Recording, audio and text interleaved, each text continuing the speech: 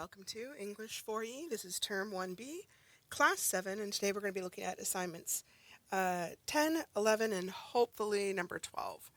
It is November 20th, 2025, and this is Jillian Percy. Here are all the ways to contact us. The studio number is 1-800-465-7144. If you call me now, keep in mind you will also be on the air just like I am.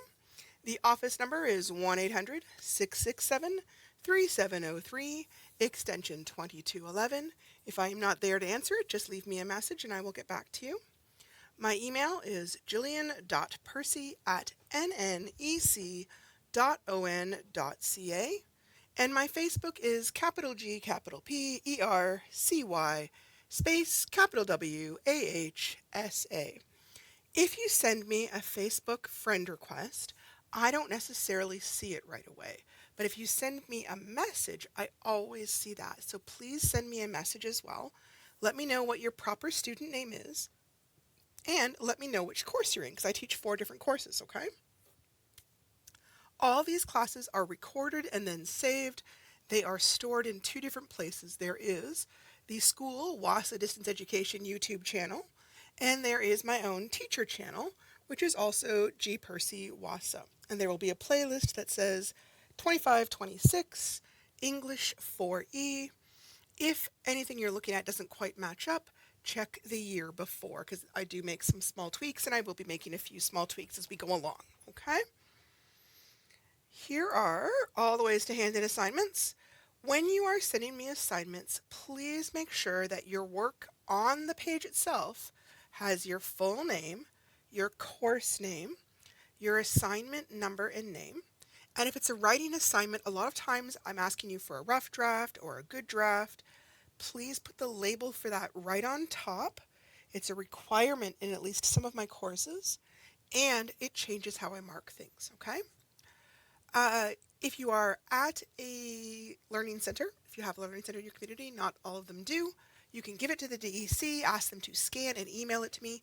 Hang on to your originals until the end of the course, okay? There's a portfolio in almost every single one of my courses, including this one. That's not my requirement, it's a government requirement. And there's always the chance that you might want to revise an assignment. You can also fax it to me, 1-800-463-7852. Let me know and I'll turn on the fax machine because we keep it on sleep mode. If you live in town, you're welcome to bring the assignments right to the office. If you like to do your work on computer, you can email it to me as an attachment. You can use my email or preferably studentwork@nnec.on.ca. When you do that, any teacher who needs it would have access to it. So like if I got really sick or something and another teacher took over my course, they would still be able to find your work. If you like to work on Google Docs, a lot of those students like to share the document with me. Make sure you allow me to view it and edit it. Otherwise, all I'll see is the link and just a blank screen. I promise you I will not edit your work. I would never do that. I print it off and I put any comments on the paper, right? I would never be disrespectful that way. A lot of people do their assignments by hand, like they handwrite it. That's totally fine. And in that case, a lot of people take pictures of it. And then they send me the pictures either in Facebook or in the email. Either way is fine. Only take a picture of one note page at a time. More than that, and it's too small, it becomes pixelated if I try to zoom in. Make sure that the picture, when you take it, that the writing isn't blurry and that there's no big dark shadows. Sometimes if you're taking a picture of the phone, we'll put a big rectangular shadow on the page, and it's very hard for me to read through that shadow. Also, don't tilt your phone at a funny angle, or I'll end up with half the page small and the other half of the page big. When you're sending it from your phone, send it as an attachment rather than just sharing it as an email. For whatever reason, it prints off a lot better to me. I don't know why. If you think you're going to be doing that a lot, there is a wonderful scanner app called Adobe Scan, which is free. You can download it, and it produces like 10 times better photographs than your phone can because it sort of whites out the background. So if you take a picture of your notebook and the paper's a little bit yellow and it's on a brown desk, I'll see all those little things, right? But if you take a picture with the Adobe Scan, it kind of makes the background really white and it'll make the writing really dark black, even if it's like gray pencil. So it's 10 times easier for me to read. So I strongly encourage you to do that if you're going to be taking a lot of photos of your work. Okay, we are on plan week 2 here. And as you can see, I am not away. Our trip away got canceled, although then the weather kind of turned a little bit better. Can't be helped though. Um, let's see, there's 9 weeks to the course. Next week we'll be working on class 8 and either starting on question 12 or maybe question 13. So we have moved on to lesson 3. Lesson 3 involves key questions 10, 11, 12, 13, and 14. These are the learning goals for lesson 3. I'll make this a little bit smaller here. Now, keep in mind that this is for all of the assignments together. Not every assignment meets these goals, okay? But some of the assignments will meet each one of these goals, basically. I can identify the topic, purpose, and audience for a variety of writing tasks. I can create, explore, and expand on ideas for a writing assignment. I can organize my ideas for writing by ordering them in an appropriate way for a narrative paragraph. I can write in different formats for a variety of different purposes and audiences with my own distinctive voice. I can write with a variety of different sentence structures that communicate my meaning clearly. I can use appropriate descriptive vocabulary to make my writing clear, interesting, and vivid for my audience. And I can use my knowledge of commonly confused words and common spelling errors to correct my work. And finally, I can use punctuation and grammar correctly to communicate my meaning and correct my work. Now, there's little tiny numbers behind each one of those. Those match up with the Ontario expectations. That's more for me and for my boss so that we know it's there. If you happen to want to check the Ontario documents, feel free. They're a lengthy document, but you're welcome to. So just so you know, I don't make up what I teach. I mean, not in that sense. I look at these documents, the government says, here's what you need to teach, and I try to find interesting lessons that accomplish those goals. All right. So I'm calling it lesson 3. Your book may be calling it activity 3, okay? So activity 3 is all about clauses. With this activity, you're going to study and practice using clauses, which you've already done a little bit. A clause is just a group of words that contains a subject and a verb. Remember, a subject is a noun or a pronoun. Now, a clause a sentence must express a complete thought. A clause does not necessarily express a complete thought. It may or it may not. It may be a complete sentence on its own, or it may be part of a larger sentence. So if I said, a boy ran fast, a boy is my subject, ran is my verb, and the entire sentence expresses a complete thought, it is what we would call an independent clause, and it could be a simple sentence. If I said, the girl skipped to school because she was happy, the first clause, the girl skipped to school, is independent, right? It expresses a complete thought. But because she was happy is my second clause, and that isn't really a complete thought. So I should have the word because included there. Okay? Because implies there's another part of the sentence. So that part is a dependent clause.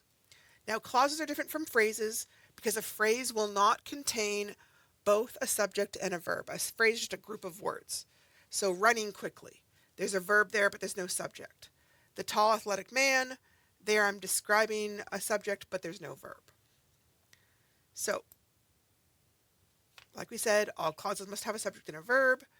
An independent clause has a subject and a verb and can stand on its own as a complete thought. Now, it may be a sentence of its own, or it may not be. It just kind of depends.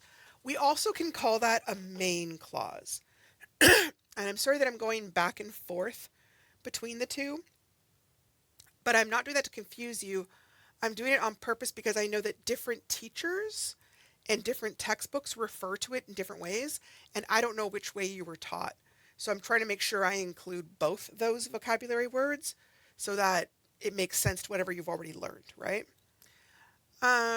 If I said the building badly needs repairs, That is an independent clause.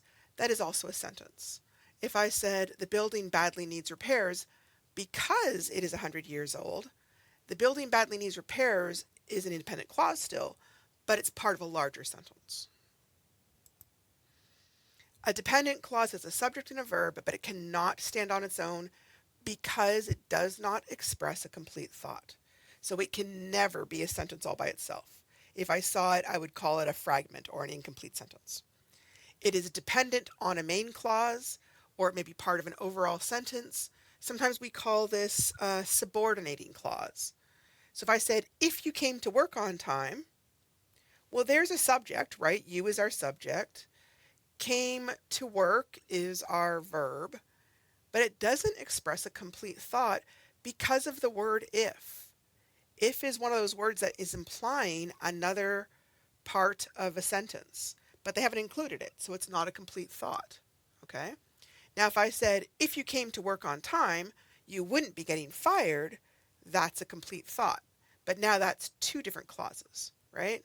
Here's you came to work, my first clause on time, and then my second clause, you wouldn't be getting fired. Now, there are different types of dependent clauses. Some of them may exist as noun clauses, adjective clauses, adverb clauses. We're not going to be talking about those type of clauses today. We will cover them later on, okay? The ones we are looking at right now are the kinds that are sort of like one half of a sentence, but not the whole sentence. So, hang on, I want to take away this part. My apologies. So, quick review of the sentence formats we've done so far. We looked at a simple sentence, which has a subject and a verb and forms a complete thought. He goes walking every morning. Compound sentence, I think we did yesterday, is where we join two simple sentences or two independent clauses together with a coordinating conjunction and a comma. Okay? Both of those elements have to be there for it to be grammatically correct. So she works downtown, comma, but she lives in the country. And as we did yesterday, there are only 7 coordinating conjunctions we can use. There's for, and, nor, but, or, yet, or so. And that's it. Those are all you can use to join two independent clauses. Now, there are a lot of other conjunctions, but those are the kind that we call, most of them anyways, subordinating conjunctions. Okay? So if you want to make a complex sentence, that is what happens when you join an independent clause with a dependent clause. And we join them using a subordinating conjunction at the beginning of the dependent clause. Because we're using the subordinate conjunction, we sometimes call these subordinate clauses or subordinating clauses. Okay? If, for example, if I said she wanted to get a new car because her old one was beginning to break down, because her old one was beginning to break down is the subordinate clause, right? She wanted to get a new car is the independent clause. I will be heading to the grocery store after I make up my weekly menu plan.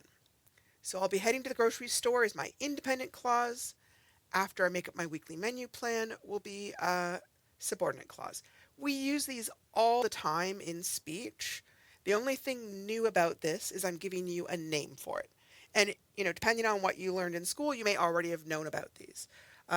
Because I'm teaching kids or as young as 16 to people in their 60s and 70s, I never know what you learned in school, right? Because for a while, grammar was kind of out of favor and it didn't get taught so much. Like when I was in school, grammar was taught pretty extensively, but I know for a lot of the younger generation, it wasn't taught. It was just kind of like, as long as there's a period there, you're good. So a lot of this stuff I know you might not have heard before.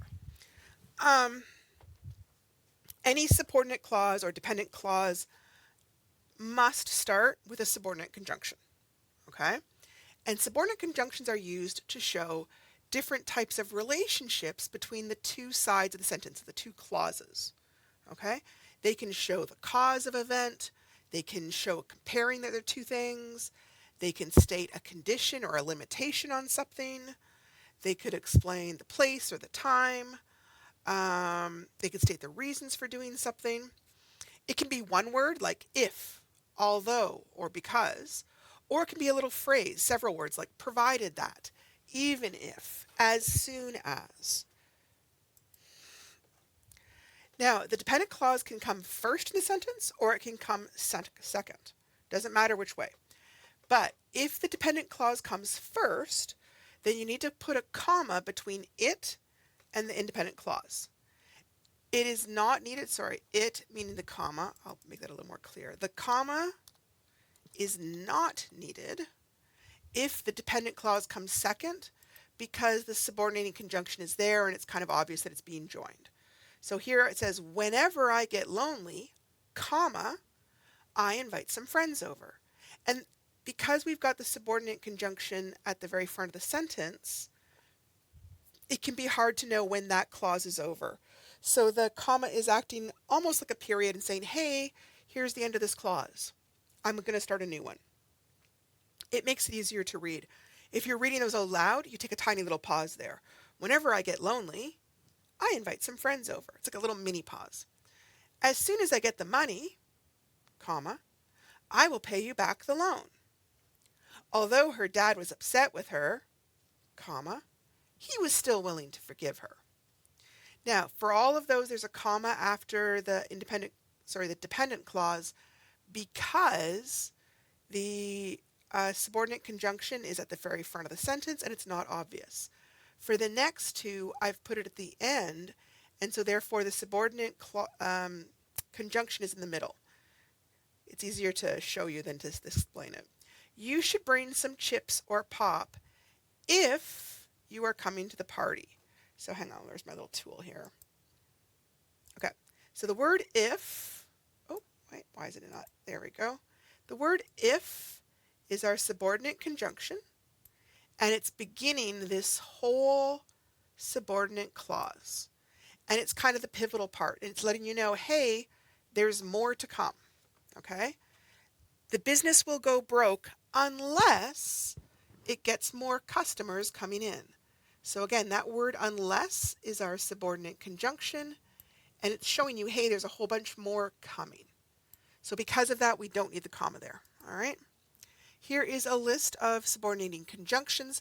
This, by the way, is not an exhaustive list. There is a lot more than this. I've just kind of got the ones that are probably used the most common. Comparison, you can use the phrase rather than, as much as, whereas, or than.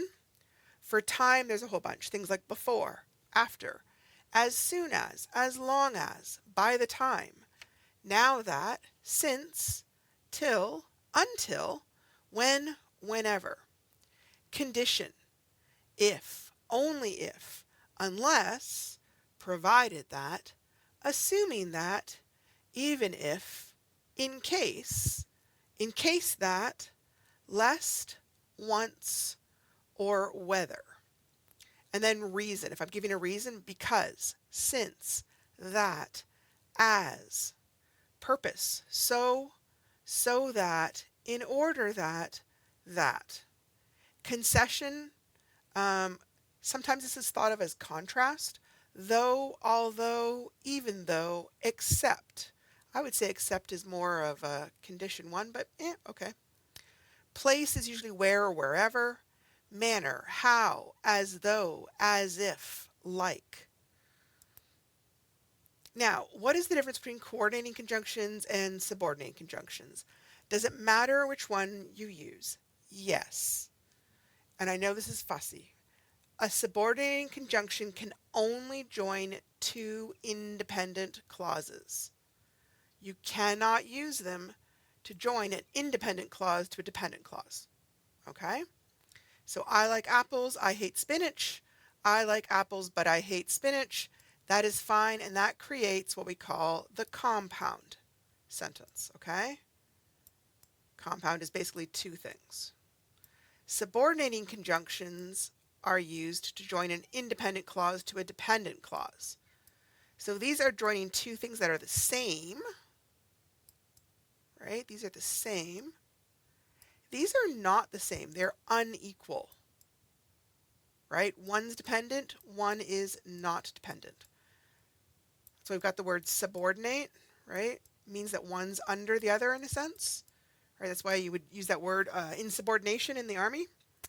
Um, Subordinating conjunctions are really good at explaining the relationship or the connection between two different ideas or events or opinions in a sentence. If I had the money, I would go to the movies, right? Or if I had the money, then I would go to the movies. So you have to make sure you don't use the coordinating conjunctions for the assignment, because occasionally people do that and then I have to mark it wrong and they're kind of upset because it still sounds okay and it is a correct sentence, but it's not a complex sentence. And that's what we're trying to practice here. Okay? So, key question number 10, add a subordinate clause, 10 marks. So, given the following main clauses or independent clauses, create a new sentence by using a subordinate clause with each. So, they've given you a sentence and they want you to add a subordinate clause. Now, these have periods. Am I going to keep those periods there? Probably not, right? Now, I don't want to change anything about Jerry went fishing. I'm not rewriting the whole sentence. I'm adding to the sentence, okay? Jerry went fishing. I fixed the snowmobile. We traveled to Thunder Bay. Karen and Margie went to a party. Ken didn't have a truck. So you will know you're successful if you've used an appropriate subordinate conjunction at the beginning of the subordinate dependent clause. A quarter mark for that. A quarter mark for correctly using end punctuation and a comma when needed. A half a mark for creating an appropriate clause that is dependent and makes sense with the main clause. Then we have the second half of the sentence. Now, it isn't, by the way, 10 marks for each, it's 5 marks for each. Here, they've given you a subordinate clause and they want you to add a main clause in the space. And sometimes they've put the spot they want you to create at the beginning, and other times they've put it at the end. You have to follow this, because if you alter it, then you've made it easier for yourself. And again, you're not changing the part that's already there. You're not rewriting that, okay? Because it was raining. Something, something, something, because it was raining. After changing the flat tire, something, something, something. Number 3, something, something while watching the hockey game on TV. Number 4, before going to bed, something, something. Number 5, something, something because we ran out of bait. I find for most people this is a lot harder. Okay? Here's the success criteria. 1/2 of a mark for correctly creating a main clause, that is appropriate to the context of the sentence. Yes. A half mark for correctly using end punctuation and a comma when needed. So if you put it in there and it's not needed, I will take that mark off or not give that mark to you. Okay? So we're going to kind of practice here because I do find this is a tricky one for people. Given the following subordinate clauses, add a main clause to create a complete sentence for each. Hang on a second, I think there's a slide out of order here. Yep. Is it easier to add the main clause or the subordinate clause? I found through marking that most students find it pretty easy to add on a subordinate clause to the main clause, especially if the main clause comes first. So I wanted to go swimming. People can very easily think of things. I wanted to go swimming because I was hot. I wanted to go swimming after we ate. I wanted to go swimming unless it rained. But I do find that students find it a lot more tricky to think of a main clause to go with an existing subordinate clause, especially if they're having to think about the beginning of the sentence. Remember that you're not going to change anything in the words that are already there. So I've got to think of something to go in front of the phrase, because she was angry. So the key word here is because. So she must have done something because she was angry. What could she have done because she was angry? I'm going to make it really simple just to make it easy. She yelled because she was angry. Okay. After dropping the kids off at school. Okay. The subordinating conjunction after is a time word. So after dropping the kids off at school, so yeah, you know what? There's a phrase missing here. Hang on a second. After he had, I'm going to fix that. He had dropped the kids off at school. What's that person going to do next? Maybe he went to work, right? Could be anything. Now, why have I got a comma here but no comma there? There's no comma here because the subordinate clause is at the end. There's a comma here because the subordinate clause is at the beginning. So make sure you follow those rules for commas.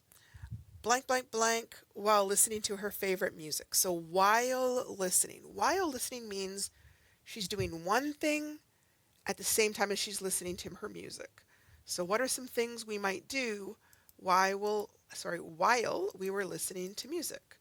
So I might say she was washing dishes while listening to her favorite music. Now, part of me wants to put a comma there, but is that a good idea or is it not? It's not needed because I've already got the subordinating conjunction right there in the middle, so I don't need the comma there too. If you promise to do the dishes, so if is a condition or an exception kind of word. So if you promise to do the dishes, what's going to happen if that person makes that promise? They're going to do something. If you promise to do the dishes, I will make supper. Right? That might work. Something because they were all so hungry. So again, we've got that word because. So because is telling me there's a reason. So something happened because they were hungry. What might have happened because they were all so hungry? We ate out because they were all so hungry. Like we were so hungry we couldn't go home to cook. Now, you may have noticed, but I want to make sure this is obvious. There's plenty of ways to finish these that is correct. There's no one right answer that I'm looking for as long as it makes sense, right? If I look at the sentence and the first half doesn't make any sense with the second half, then you're going to lose marks because it doesn't need to make sense. But there isn't one right answer, okay? Yeah, so the big thing is look at the subordinating conjunction and think about what relationship it shows. Unless is showing a condition. Whenever is showing time. Since is talking about cause and effect. Even though is talking about contrast. And if you don't remember, you can look back at the list of subordinating conjunctions, okay? If you don't have my list, which I don't think is in this particular unit, it's in one of my other units, you can easily look online. There's all sorts of lists online that explain this type of information, so you can use those just as well. There's not going to be any significant difference between theirs and mine. Now, this part isn't in your assignment, but I just kind of wanted to quickly cover this. All four sentence types can exist in this kind of format of a complex sentence, right? We're talking mostly about declarative sentences because that's what we're using 95% of the time in academic writing. It's kind of the bread and butter of most sentences. But every type of sentence can be complex: declarative, interrogative, imperative, exclamatory, okay? Just kind of show you some quick examples, I think. Oh, no, here we go. Interrogative. Can we go to the movies after we finish our chores? So can we go to the movies is independent. After we finish our chores is dependent. Imperative is when I'm giving commands or making instructions. Stir the mixture on the stove until you see bubbles form. So stir the mixture on the stove is my independent clause. Until you see bubbles form is the dependent clause. Exclamatory. I will hate you as long as I live. I will hate you is independent. As long as I live is dependent. Okay, you do not have to use these, but I know some students might want to know that, and so it's there for you. Okay, activity 3, we're still on, and now we're looking at assignment 11, which we're still working on creating complex sentences. Yeah, I don't know why it doesn't say the word complex sentence here. Write 5 complex sentences of your own that will each include a main clause and a subordinate clause. Try to include some adjectives and adverbs to make them more interesting. Now, sometimes I get students who think that they've got to write this in a paragraph and it's all got to be linked, but you don't have to. It can be 5 completely unrelated sentences. The first one could be about your pet dog. The second one could be about history. The third one could be about political news. It does not matter to me. I'm just looking that you understand how to create a complex sentence. If you try and write it as a paragraph, you're making it harder for yourself and you're likely to get frustrated. Okay? How to get started. I myself would get started by just looking at the subordinate conjunction list for some ideas. You can use the one I had earlier. Here's a different one. This lists a few more.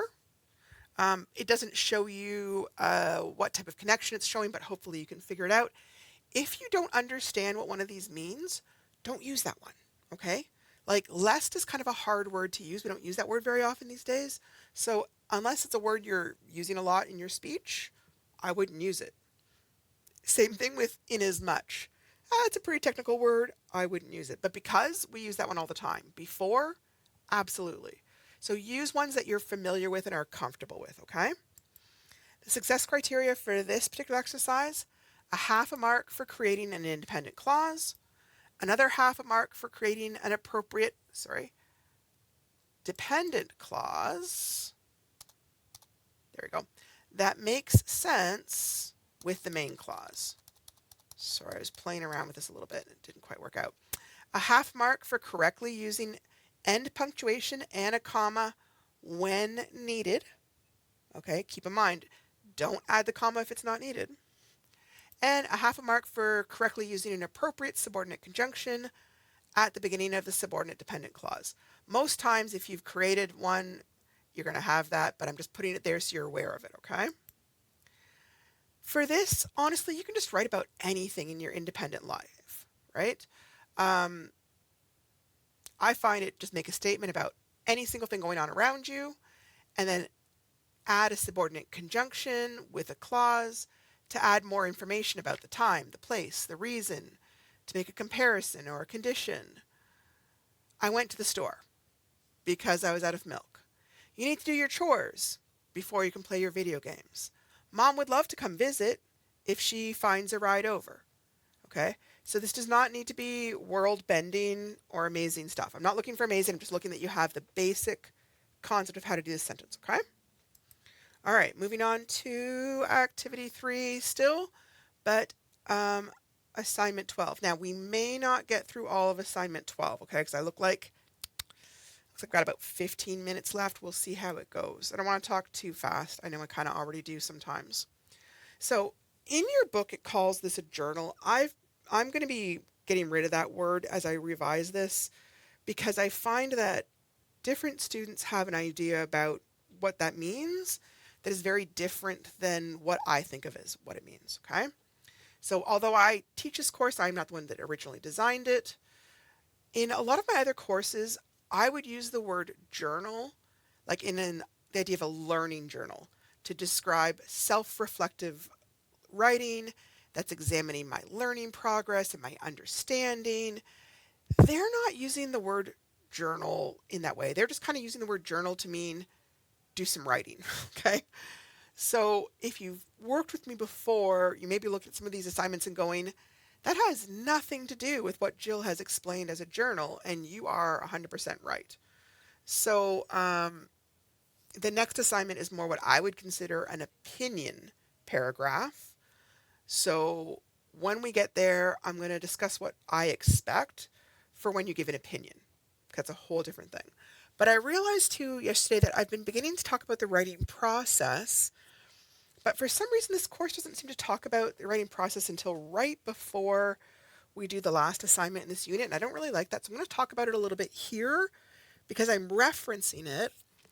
And I'm not sure if you're aware of it. Again, if you've taken a course with me before, and I know a lot of students have taken the OLC course with me, then we've already talked about the writing stages ad nauseum.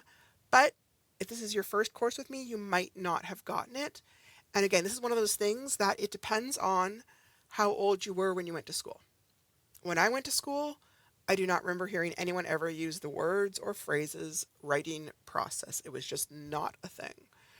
But these days, it's a huge thing. So we are required to teach it, and I'm required to try and make sure that you guys know it. So that's why we're talking about it, okay? All right, so in brief, the first step of the writing process is planning or brainstorming. The second step is writing a rough draft. The third step is revising that rough draft to improve. The fourth step is editing. Okay, editing is more like checking your spelling, checking your punctuation, checking your capitalization. And your fifth step is publishing. For the purposes of this course, publishing is generally handing it in to me. But in the real world, publishing could be it gets published in a newspaper or a magazine, or you make a poster, or maybe you do a Facebook post about it, or you do a live stream. All those kind of things would count as publishing because at that point you're sort of releasing it to the rest of the world. Make sense? Okay, planning. In this stage, the writer is looking to think about and write down ideas to help with planning the main goal or purpose or content of the writing. Now, here they're talking about a story. So in a story, you'd be thinking about characters, setting, plot, rising and falling actions, and all those kinds of things. But we're not always writing stories, right? If you're writing an opinion, you might be thinking about what's my opinion? What are some of my arguments? What are some of my examples? Every different type of writing has a different structure, and you'd be thinking about how does that structure work and what do I need for this type of writing, okay? Drafting. That's when you kind of look over your notes and your ideas and you begin to put together your first attempt at whatever you're writing. Doesn't have to be a story. At this point, they will often say things like, don't worry about grammar or spelling or capitalization. Some people interpret that as meaning, I think you should make as many mistakes as possible. No. Some people I know spelling is a gigantic hassle, in which case don't worry about it as long as I know what you're saying. Same thing for capitalization, same thing for like punctuation. But if you're already really good at that, please don't make a just bunch of mistakes just to prove to me that you were drafting, okay? I guarantee you there are almost certainly going to be mistakes in there anyway, so there's no need to make extra ones. The idea is just that you're stressing creativity rather than making things look perfect, okay? Revising. This is where you're looking to improve the fluency, and I would also say the beauty or the interestingness of your writing, okay? You might be looking at your sentence structure. You might be looking at how to add details or improving the vocabulary or making sure that all your ideas make sense or that people can picture what you're talking about, okay? This is where you're taking your rough draft and making it better. Most people, in fact, I don't think anybody does, write perfectly right out of the gate. This is kind of where we begin to make it look better. And then editing. Editing is all the nitpicky stuff. This is where if you're finished all the creating, there's no more creating. This is just simple like proofreading. You're checking for typos. You're checking for spelling mistakes. You're checking to make sure you remember to use periods. You're checking to make sure you put capitals where you're supposed to put capitals. It's all the fussy stuff. But we only do that part after all the creativity is gone because this kind of fussy stuff can kind of kill your joy in the writing. So we want to put it off as long as possible, okay? And then publishing, we've all kind of talked about it. This is when you're sharing it with other people. And I know for the course, mostly I'm the only person you're sharing it with. But in the real world, you'll be sharing your writing with all sorts of other people. And you might be thinking, but I'm not a writer. I won't be sharing my work with anybody. If you work at an office and you write an email, you're publishing. If you are doing volunteer work and they ask you to make a poster, you are doing publishing. If you are having a garage sale and you make a post on a Facebook, you've published. A lot of people actually are writing and publishing in just they're not thinking of it because they think of publishing as only being about a book. Okay? So here is the journal writing. I'm going to include the word opinion here because it's really more of an opinion than a journal. See, sorry, I'm a terrible speller these days. Mainly because my eyesight's going horribly. Don't get old, folks. It's terrible on the eyes. All right. In approximately 1/2 of a page of writing, it can be longer, but please don't make it shorter. Describe your favorite television program or a favorite book, either one, okay?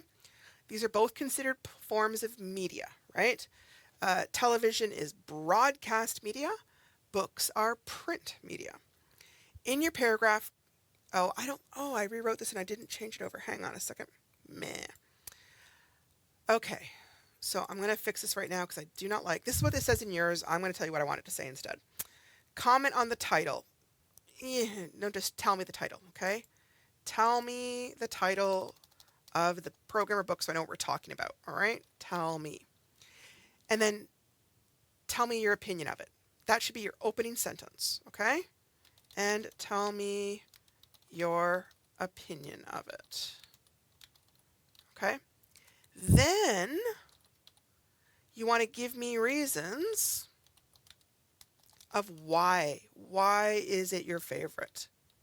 Okay? Would you recommend it to others? And if so, why? Include at least one sentence that contains both a main clause and a subordinate clause and underline that sentence, okay? I know that part's a little bit artificial, but we just want to get you to get in the habit of using those. Okay. Length. Generally, a half page of writing is looking at anywhere from 9 to 13 sentences, depending on how long you write. Please do not hand me in a page with 2 sentences. I will not mark it. And I say this because this happens. And I know like 90% of my students won't do this, but every now and then I get those students that will. No, it's too short. When it says tell me the title of your book, it has to be a complete sentence. Don't just tell me the title. Game of Thrones is not a complete sentence. My favorite TV show is Game of Thrones. That is a complete sentence. Now, see how I use little quotation marks in front of the word game and at the end of the word thrones? We talked about that yesterday, how we do quotation marks around titles. So you can do that around the TV show.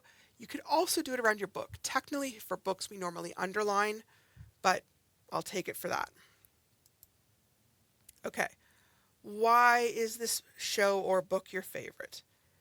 Make sure to explain why. So let's say I liked Big Bang Theory.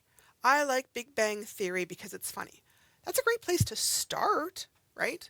But that can't be my whole sentence, my whole paragraph. I've got to add a lot more details. What makes it funny? Okay? So hang on. Oops, sorry. Sorry, try not to cough there. Okay. What are some things that you might want to talk about or that you might like about a TV show or a book? The genre. Okay, we talked about genre before in other courses. It's kind of like the style. Is it a comedy? Is it a mystery? Is it a horror show? Is it a realistic show? Is it all about superheroes? Is there a romance, documentary? I'm probably forgetting some genres, but those are some examples. Is it the characters? I find that's a big one for TV shows. Their looks, their dialogue, their relationships, their jokes, their family, their actions, their personality. Is it the setting, right? Some people love to watch historical TV shows or read historical books. Some people love to read ones that are set in the future with space and robots. Some people love things that are very like imaginary, like unicorns and ghosts. And other people like things that are grounded in reality. Big city versus country, foreign countries, work versus home life versus school life. The acting or the specific actors or the book characters, for example, maybe you love Henry Cavill and you watch every single thing he's been in. Or maybe you like a certain book character like Mr. Spock or something, and you always make sure to watch stuff that have him in it. What do you like about the character or what do you like about that actor in that show? Okay. The themes or the message of the show. I don't think we've talked about the themes for this course. Theme is kind of like the overall message you get, like love conquers all, or the world is a scary place, or you have to compete if you want to survive, right? Different shows have different messages. Like if you watch something like Grey's Anatomy, right, there's a huge theme of people overcoming medical challenges and people overcoming career challenges. If you watch a show like Suits, there's a huge emphasis on competition and ambition and success, right? So what appeals to you, right? And how does that relate to why you like the show? Okay, so here's my brainstorming for this assignment. Okay, this is just capturing the ideas in paper. This part isn't going to be shown to me, but you should always have it available to show in this day of artificial intelligence. Okay, the biggest way to prove that you have not used artificial intelligence or chat GPT is to have this kind of stuff on hand that you can show to a teacher. Because when they say, hey, is this your own work? You can show them your brainstorming. You can show them the rough drafts. And they can go, oh, okay, I see. All right. So I wrote that my favorite show is Criminal Minds. I don't know if that's 100% true, but it's a show I figure a lot of people talk about. I've certainly watched it. There's a terrible sound outside. That's scaring me. I love police procedurals. I love the character Penelope, and I love her dialogue with the detective Derek. I enjoy the character of Reed being a really geeky genius kind of guy. I like that they have sympathy, but also consequences for the bad guys. There's a lot of shades of gray in that show. No one is ever portrayed as purely, well, almost never, purely evil or purely good. And I kind of like the overall message that evil is worth fighting, even when you don't win. The other thing that I find comes across is kindness and love helps to create healthy and mentally stable human beings. It's a theme that comes across in that show is how often when they're chasing a serial killer and you find out how horribly that person was treated as a kid and how much it damaged them and created somebody who's no longer able to be kind to other people because no one was kind to them. Remember the paragraph format or framework? We still use it. Now, I'm showing you one for 5 sentences. If you're writing half a page, you're probably going to have a lot more than 3 details. You might have 10 details in the middle, okay? But we always start with an opinion or your topic as your opening sentence. It's like saying hello to your reader. You tell them, here's what's going on. My favorite show is blah, blah, blah, because blah, blah, blah, right? And then you start to tell me some more reasons. Then at the end, we don't just walk away, we say goodbye to people. Same thing, you say goodbye to your reader by wrapping up the paragraph and restating your opinion in a new and hopefully interesting way. Okay? So, now, some people find it helpful to be more structured in their planning stage. So what I did here, and you do not have to do this part, but I'm just giving it to you as an example, is I looked at some of the things I could talk about, and then I thought about some examples or details of what I might want to. So if I said the title isn't very imaginative, but it does summarize the show. Characters. I think for Criminal Minds, for me, the characters are a huge reason why I watch the show. The genre, I do like the police procedural part of it. I watch a lot of police procedurals. I don't like how horrific it is, and sometimes I can't watch some of them, right? There was one horrible one about, I won't even go into details. I'm like, oh my gosh, that gave me nightmares for weeks. I can't watch horror stuff. And then the overall message. I do like the message. So that's one reason too. So this is another way to do planning. If you don't want to be just kind of as a list format, you can be more structured. So here's my original ideas, and here's the original draft that I came up with. Criminal Minds is my favorite show. For one thing, I love to watch police procedural shows. The format of starting off with an unsolved mystery while the detectives follow different clues is just very compelling to me. I like the characters in the show, at least most of them. Reed as the young geeky genius with a head full of facts, but little social sense is hilarious to watch. My personal favorite character is Penelope, the computer hacking girl wonder who can sift through reams of data to find the answers they need. She is wacky and wonderful, and her banter with the handsome Detective Derek makes her fun to watch.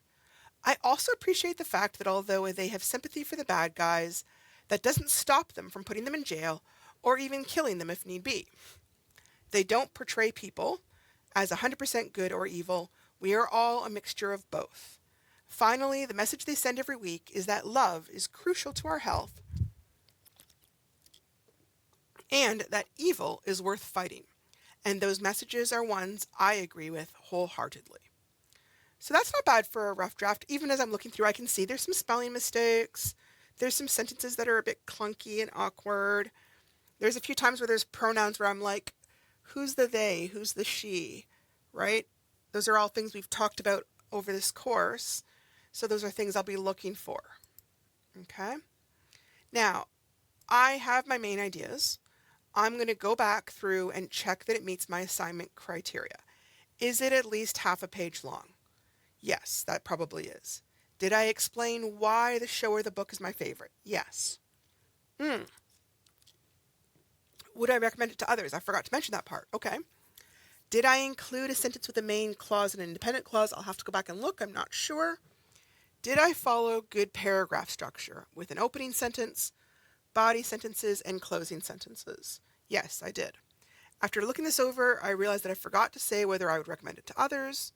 So I'm going to go back, and I'm also going to check on main clause and independent clause. And oh my goodness, friends, I lost track of time, so I got so excited about teaching. And unfortunately, I've got to close up because the next person is here to do their stuff. So we will finish this up on Monday, and I will talk to you guys then. Have a good weekend, and if you need to, give me a phone call or shoot me an email tomorrow. Take care, guys. Bye-bye.